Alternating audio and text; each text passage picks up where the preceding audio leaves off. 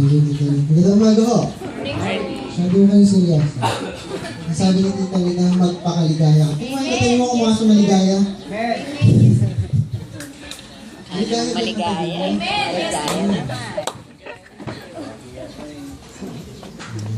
Bago tayo magpatuloy, pag-pray lang ho natin saglit yung ating time sa offering. Tayo po yung po kanila. Panginoon, maraming salamat po sa iyong kadahilaan, sa iyong kapitihan namin na kapagkangkunan namin. Lord, maraming salamat po sapagkat ikaw ang laging nagpupusto sa amin araw-araw, Panginoon. Lord, narito ang kaunting halaga. Tanggapin mo po ito, Panginoon. Tanda, Panginoon, ang aming servisyo sa iyo at pagsunod sa iyong mga utos, Panginoon. Lord, nawa, Panginoon, ay magamit ito sa iyo para sa iyong gawain, Lord God, na may spread pa po namin yung gospel, Panginoon. Lord, bless mo po lahat ng trabaho, lahat ng negosyo, Panginoon, mga namamasukan sa pangalan ni Jesus. Amen. Hindi na ako tatawag ng mababot ito ngayon kasi medyo kulang na tayo sa oras. Amen ba? Amen. Reserve nyo na lang sa Sunday. Pwede yung ma-encourage yung katabi mo. Sabihin mo nung gano'n siya kaganda ngayong umaga. Ngayong umaga lang ha, pag alas 12 na. Medyo mahirap na. Nung gano'n siya kapogi ngayon. Please pa talaga siya para sa iyo. Sa akin, ang pogi niya sa akin. Sa Sunday po, kaya po na sinabi ni Tita Bobot kanina, sa mga wala ko kanina, magkakaroon na tayo ng dental mission. Pero mamimigay po kami ng ticket sa Friday pa po. Darating po yung mga kaibigan kong doktor at dentista. So, kung may mga umuuga-uga na dyan, tapos kakulay na ng kape, so, medyo baka pwede nang i-give up. Okay, so, learn to let go. okay lang po kayo? Amen! Okay, sa akin na. So ngayon po ang pag-uusapan mo natin ay service. Yung ano ba? Last Sunday po, nag-umpisa tayo sa ating series at ang pinag-uusapan natin last Sunday is service. So titingin lang ko kayo lagi dito. Dito ko nakalagay yung ating pinag-uusapan every Sunday or every month. So part 2 tayo ng ating series ngayon. It's called service. Pero bago po yan, pwede ko ba kayong anyayahan tumayo? And raise your hand. Left or right. Doesn't matter. Alright. Sunod mo kayo sa akin ha. Ano gusto nyo? English, Tagalog? Pwede mo bang bawasan yung high nito? Nag-feel ka? Pwede mo bang bawasan?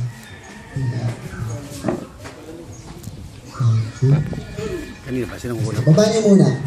Para kayo manunumpa. Alright. Thank you, Mon. Sige, taas mo natin yung isang kamay. Dalawa kung gusto niyo. Okay. Tagalog mo ba? O, sige, English. Okay. Ako ay mahal ng Diyos. Amen! Ay, hindi niyo. Lakasan niyo. Ako ay mahal ng Diyos. Si Jesus ay namatay para sa akin. Ako ang templo ng banal na Espiritu. Ako ay anak ng Diyos. Ako ay matagumpay.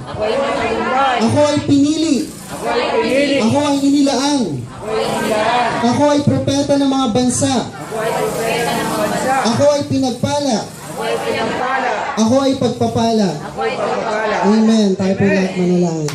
Panginoon, maraming salamat po sa iyong presensya.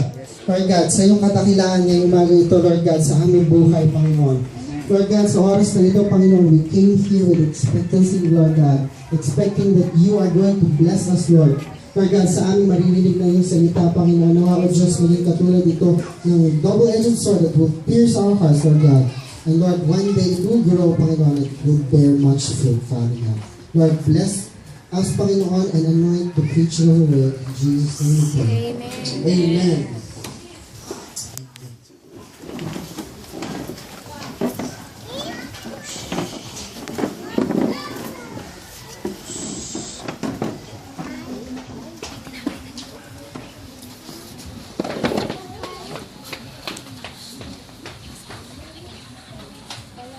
Okay, so service ho. Service. Ano nga ho ang service? Liling ko. Servisyo. Sunday may nasulit sa akin, servisyo. Okay, ano nga ang kaibahan ng service at saka sa work? Employment?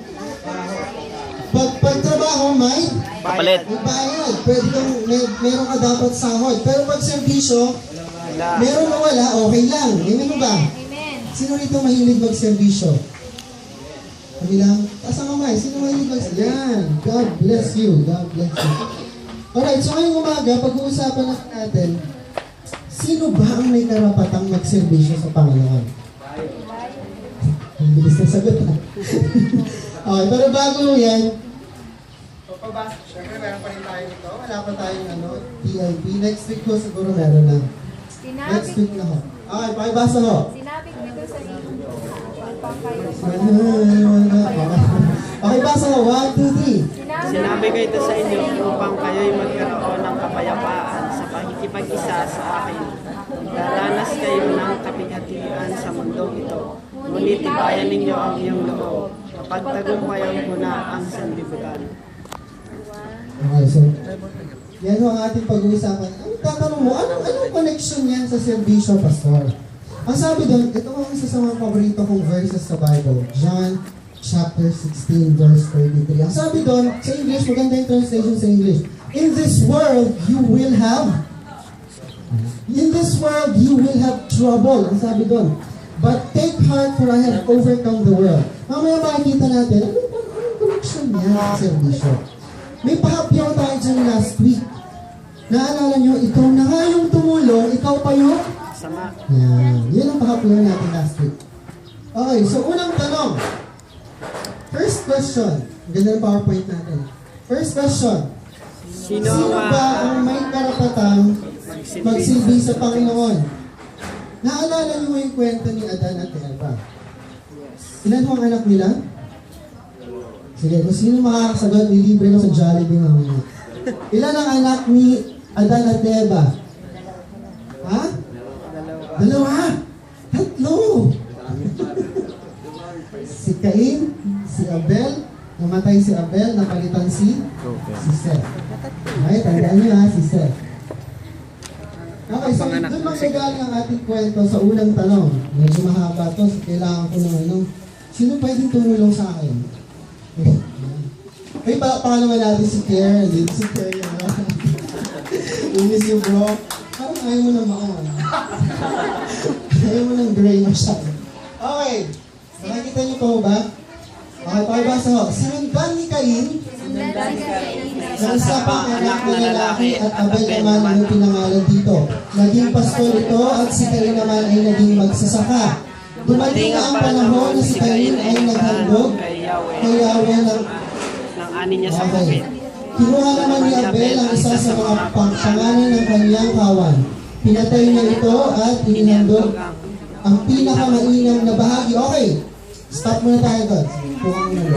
So meron dalawang anak si Adan at saka si Eva. Sino nga si Cain at saka si Abel. Okay, kung titignan ninyo, yung isa masama, yung isa buti. Alam niyo naman yung kwento, di ba?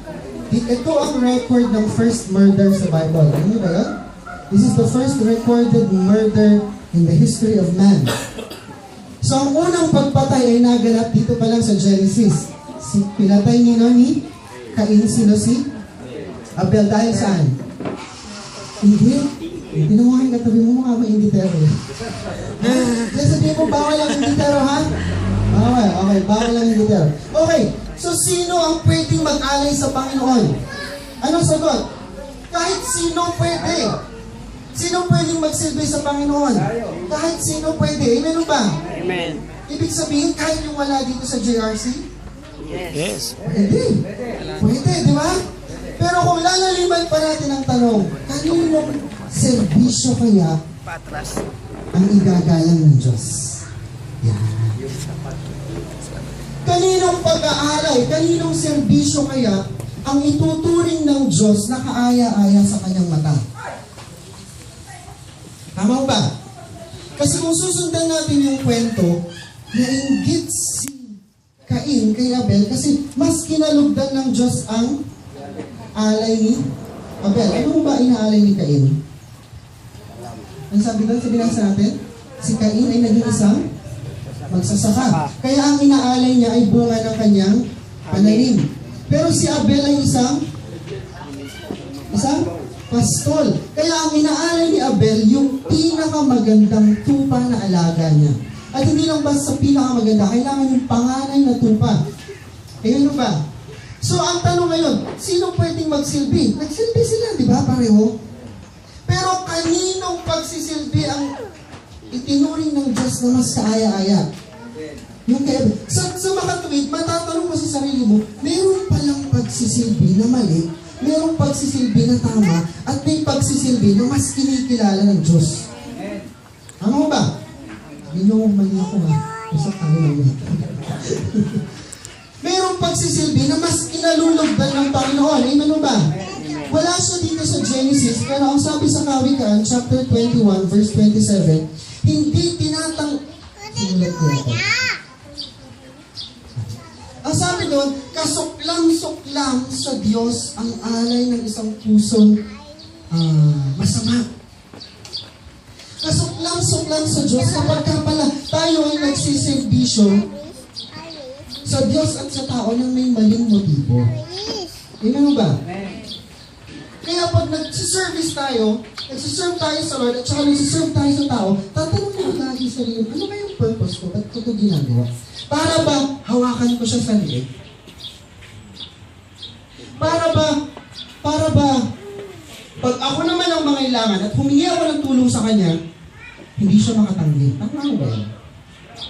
Tama mo ba yun? Hindi, di ba? When you serve, just serve. Ha? Bahala na si Lord sa iyo kung anong iririgalo niya sa iyo. Amen ba? Amen. Tingnan natin sa Ephesians. Stress na naman ako nagulog. Sige ho, Ephesians. Sapagkat tayo'y nilalang ng Diyos, nilikha sa pamamagitan ni Kristo Jesus upang iukol natin ang ating buhay sa paggawa ng mabuti. Iyan ang layuning pinili ng Diyos para sa atin noong una pa man. Alright. Sino dito anak ng Diyos? Sabihin mo sa katabi mo, tinatawag ka ng Diyos na magsilbi. Tinatawag ka ng Diyos na magsilbi. God is calling you to serve. You have a calling to serve. Sabihin mo sa katabi mo, you have a calling to serve.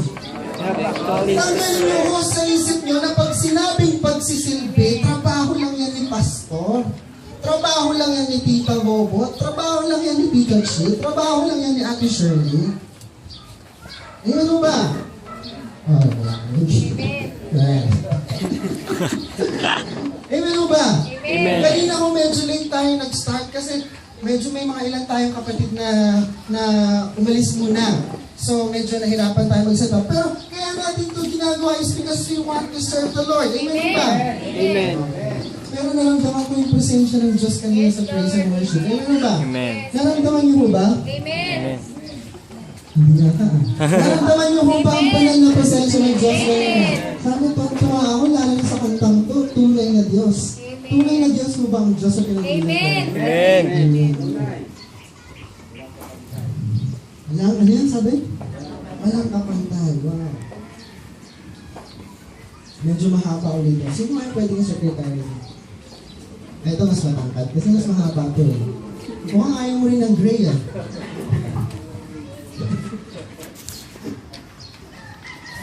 Diba? Ang haba. Okay, pakibasa mo. Tumanggap. Tumanggap tayo ng iba't ibang kaloob ayon sa kagandahang loob ng Diyos.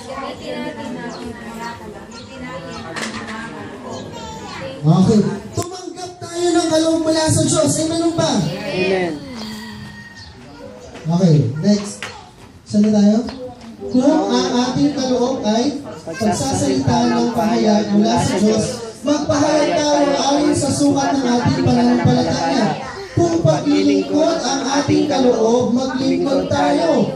Magturo ang tumanggap ng kaloob ng pagtuturo sa mga tuwid. Gamitin mo kung anong meron ka. Amen ba? Kaya natin sinasabi na ang paglilingkod sa Panginoon ay hindi lang trabaho ni Pastor. Amen ba? Amen. Naitataas mo pa ba yung kaliwang kamay mo? Ha? O yung kanan na itataas mo pa? Hanggat naitataas mo pa yan. Kaya bang magsilbi sa Panginoon? Amen ba? Amen. Hindi mo kailangan ng espesyal na kapangyarihan kagaya ni Superman or ni Spider-Man para lang makapag-serve. Amen ba? Malaking kaloob ang bigay ng Diyos sa iyo kasi tangkad ni Mon. Ang sabi sa movie na Spider-Man, with great power comes great responsibility. Amen. Sa Tagalog, may kaloob ka mula sa Panginoon. Meron kang responsibilidad ngayon. Sabihin mo sa katabi mo, meron kang kaloob. Meron kang kaloob. Kaya meron kang responsibilidad. Ayan. Okay, tuloy natin. Ngayon, paano mag-serve? Ito makikita nyo. Kung, saan na tayo? Ayan. Kung pagbibigay ang iyong kaloob, Magbigay kayo ng buong puso. buong puso. In other words, dun sa una, sinasabi doon, kung may kaloob ka, gamitin mo. Pero ito naman, paano mo gagamitin? Kung ang iyong kaloob ay pagbibigay, magbigay ng Buong puso. puso. Pwede ba kalahating puso? Hindi. Kasi pag kalahating puso, may reservation, may regrets. Ano ba yun? Amen. Sayang, dito siya natulungan. Okay, next. Kung pamumuno naman, mamuno kayo ng buong Sikap. sika. Kung meron kang kaloob sa Panginoon, gamitin mo ng buong puso. Yan sabi sa Biblia. Ano ba? Amen. Kung pagkakawang gawa mo yung kaloob, gawin ninyo yan ng Buong galak. Thank you, Lord. Ano ba? Amen. So doon sa unang bahagi, ang sabi doon, kung meron kang kaloob, gamitin mo. Sa pangalawang bahagi, ang sabi doon, kung meron kang kaloob, paghusayan mo ang gamit. Ano ba? Kaya ang bar of, ano ba? Ang sukatan lagi, excellence. Kailangan excellent lagi ang pagsisilbi sa Panginoon. Ano ba? Hindi yung half-hearted. Sabi mo nga half-hearted. Yung bang, sala sa init, sala sa lamig. Ang sabi sa Biblia, huwag kang ganyan. Idudura kita, yan ang sabi sa Biblia. Okay, next. Okay, yan. Number 2. Kaninang paglilingkod ang kikilalanin ng Diyos. Ang kikilalanin ng Diyos. Kaninong paglilingkod kaya ang kikilalanin ng Diyos? Ito pala. Sinulat ko pala. Okay. Ang handog ng masama ay kasuklam-suklam sa Diyos. Lalo't ang layon nito ay di kalugod-lugod. Okay. So make sure that when you serve, you have the right intentions. Ano ba? Pag nagsilbi ka, meron ka dapat tamang layunin. Ano ba? Hindi yung magsisilbi ka para hawak-hawak kita sa leeg. Maraming ganyan, di ba? Pagsisilbihan mo ako, magsisilbi ako sa'yo, para hawak-hawak kita sa leeg. Kontrolado kita. Ganyan. May mga ganyan, di ba? Pero sabi ng Diyos, huwag ganon.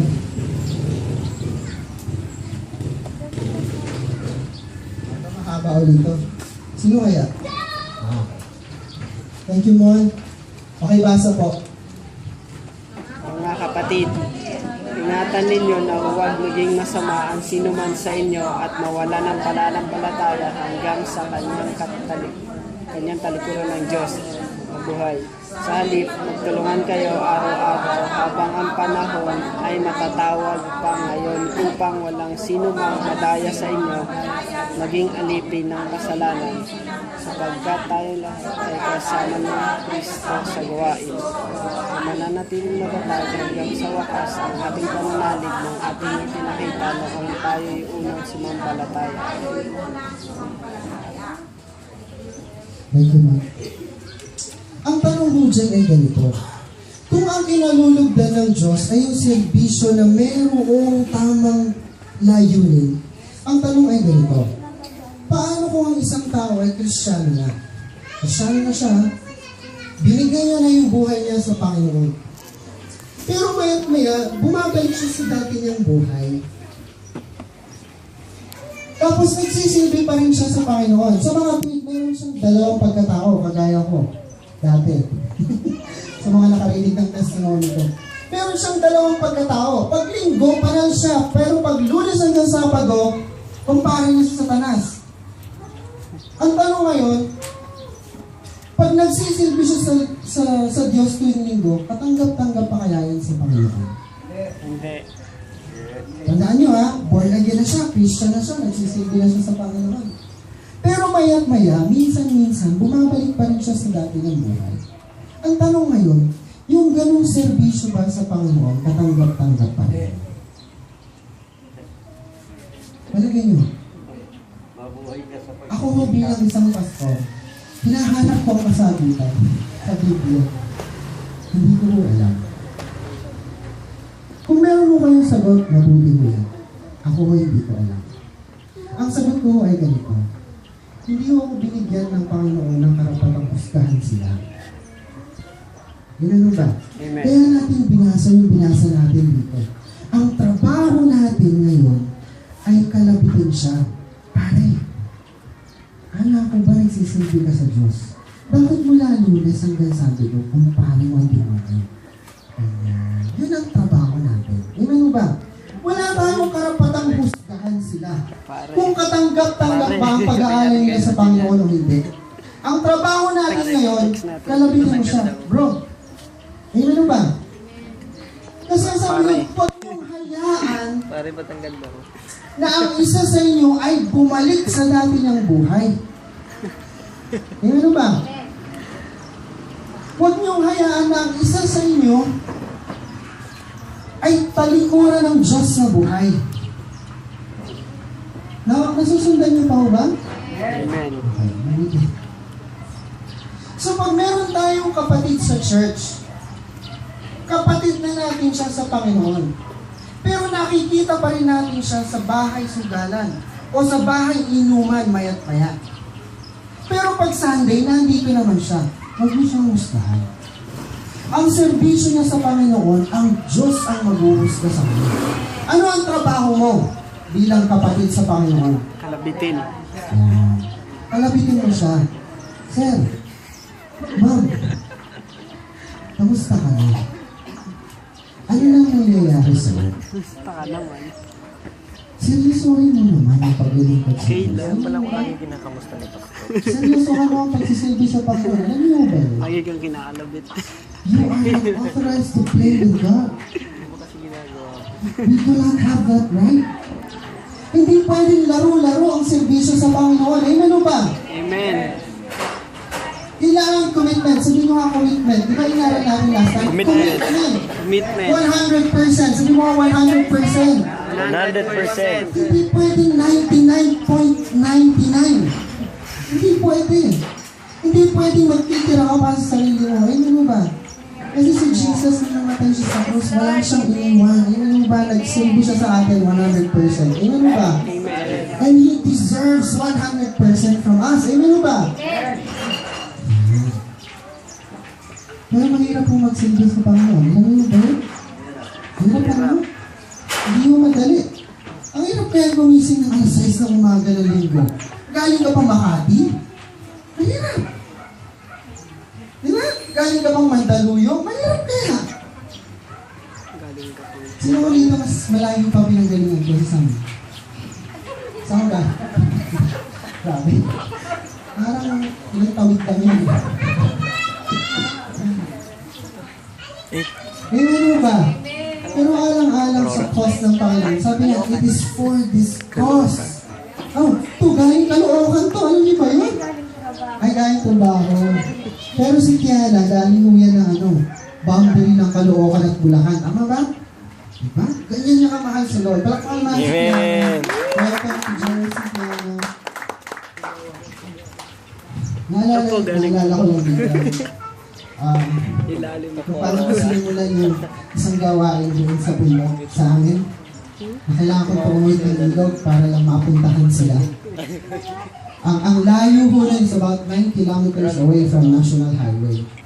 So, kailangan ko sumakay ng tricycle. Pagbaba ko ng tricycle, maglalakad pa ako ng siguro mga 500 meters, tapos tatawid ako ng ilog, tapos ang sasalubong sa akin, mga asong walang bakuna. Yan. Alang-alang sa pagsisilbi sa Panginoon, hindi ko tinataas ang sarili ko. Kasi hindi ko naman alam mga kwento niyo sa buhay kung paano ko nagsisilbi sa Panginoon. Kaya kwento ko nilang yung sa akin. So ganun mo, alang-alang sa pagsisilbi sa Panginoon. Sabi ko na ba kung sino kasama ko nung ginawa ko yun? 3 batang babae, grade 5. O grade 4. Ngayon ho, yung church na binuksan namin doon, lumalago na ho siya. Ito mga nasa 20-30 na ho sila. Alam mo ba? Ganyan kabuti ang Panginoon. Magsisilbi ka kasi magpupunla ka. Tandaan niyo ho, Ang mabuting pagsisilbi ay tulad ng isang binhi. Yan ang sabi sa Biblia. Ay tulad ng isang binhi na maitatanim sa lupa at balang araw, tutubo at higit sa lahat ang maganda dyan, merong Bunga. yun. Galing, di ba? Ani. Yan ang sabi ng Biblia. Kaya huwag mong kaligtaang gumawa ng mabuti. Huwag mong kaligtaang mag-servisyo. Amen ba? Amen.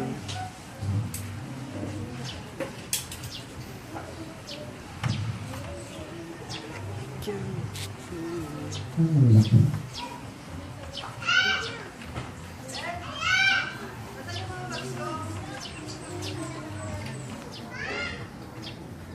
Pakibasa na lang po ito. Sapagkat, Sapagkat si Kristo ang Panginoon, pinaglilingkuran ninyo at aalalahanin ninyo at pagkakalukusan kayo ng Panginoon ng gantimpalang inilaan niya para sa inyo. ano po ba? Mayroong ganun pala. Sabi ko lagi, mas gusto ko sa English, there is glory in obedience. Sabi mo nga, there is glory in obedience. Okay. At ang pagsunod na yan ay servisyo sa Panginoon. Ngayon ano ba? Amen. Kaya huwag po tayo nagsasawang nagsisilbi sa Panginoon. Sumala mo ba kayo? Hindi. Kahit gaano kahirap ang buhay?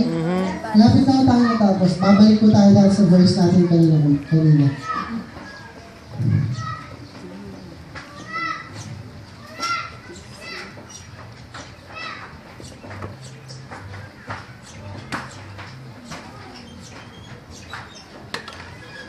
Ngayon, ano kong connection ng verse na binasa natin kanina? Sabi ko, hindi madaling magsilbi sa Panginoon. Amen mo ba? Amen.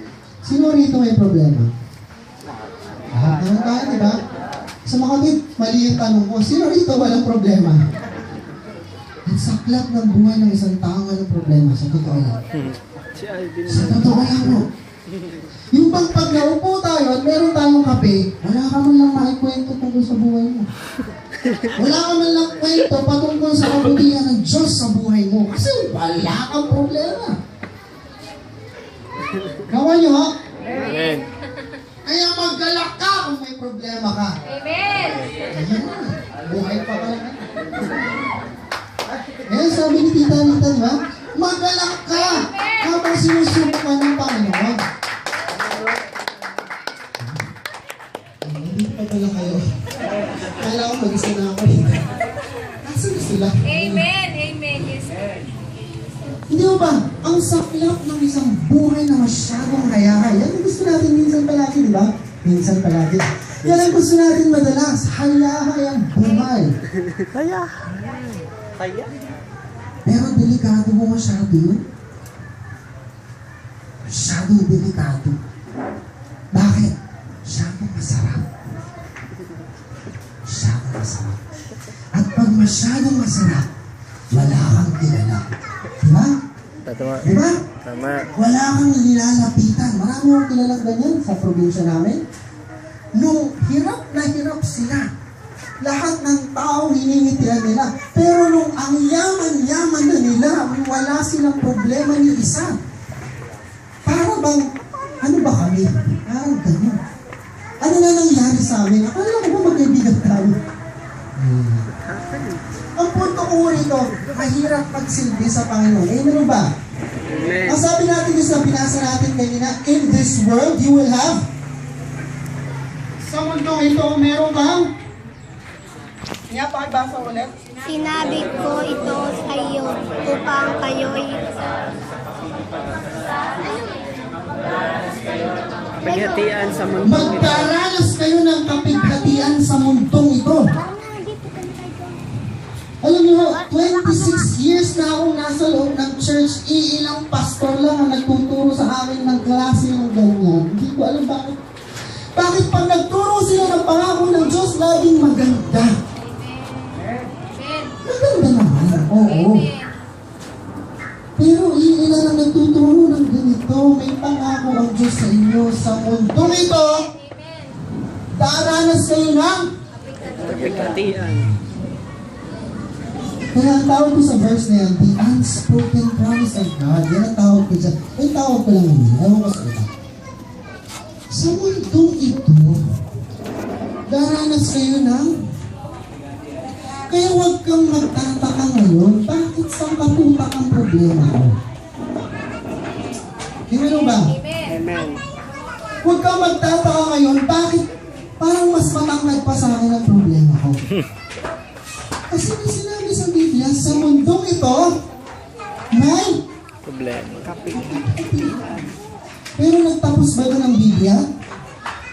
Hindi nagtapos ang Biblia doon. Amen mo ba? Dito maka-appreciate talaga si Lord. Pakibasa ko, pakituloy natin. Sa mundong ito, sabi doon, Ngunit tibayan ninyo ang inyong loob. ngunit tibayan ninyo ang inyong loob. Bakit? Napagtagumpayan mo na ang sanlibutan. Sapagkat napagtagumpayan ko na. In this world you will have trouble, but take heart for I have overcome the world. Yan sabi. That's why when you serve, lalo na sa panahong hirap ka, yan ang maganda. Amen ba? Amen. Huwag ka lang magserbisyo sa panahong hayahayang buhay. Amen ba? Parang yung sinasabi natin madalas, huwag kang magbigay or huwag ka lang magbigay sa panahong sagana ka. Walang bago doon. Halos lahat ng tao, pag sobrang sagana, nagbibigay. Tama ba? Tama. Pero iilan lang yung sobrang hirap niya. Nagbibigay. Nagsisilbi pa rin. At yun ang katanggap-tanggap sa Panginoon. Amen ba? Amen. Walang bago kung nagsisilbi ka pag kayahan lahat. Di ba? Pero kung pasan mo ang daigdig, nagsisilbi ka pa rin, yan ang mga. Amen. Amen. Kaya ano ba? Kaya nga ang pagsisilbi sa Panginoon, pahabaan ng pasensya. Patibayan ng loob. Amen. Sabi mo nga sa katabi mo, bawal ang lalampa-lampa. Bawal ang lalabas. Hindi naman, di kayo marunong mag-basketball. Bawal ang lalampa-lampa. Tignan mo, hindi ka marunong mag-basketball. Ang Diyos mo, di ba, Commander-in-Chief? Di ba? At pag may Commander-in-Chief, meron sundalo. Sino yung sundalo yun? Tayo. May sundalo bang lampa? Wala. Oh. Tingnan mo nga yung katabi mo, ano nga ba siyang sundalo? Amen. Amen. Kaya patibayan Itong ng loob katabi sa ko. pagsisilbi sa Panginoon. Amen. Hindi pwedeng hihila-hila ka kasi siseryosohin ka ng buhay. Amen. Diba? Tatanggap ka ng kaliwang suntok, kanan, uppercut, sipatadyak, sisipahin ka ng buhay. Hindi ka bibiruin ng buhay. Amen ba? Kaya hindi pwedeng lampa. Amen. Amen. Kaya ang pagsiservisyo sa Panginoon, isa yan sa pagpapalalim ng pananampalataya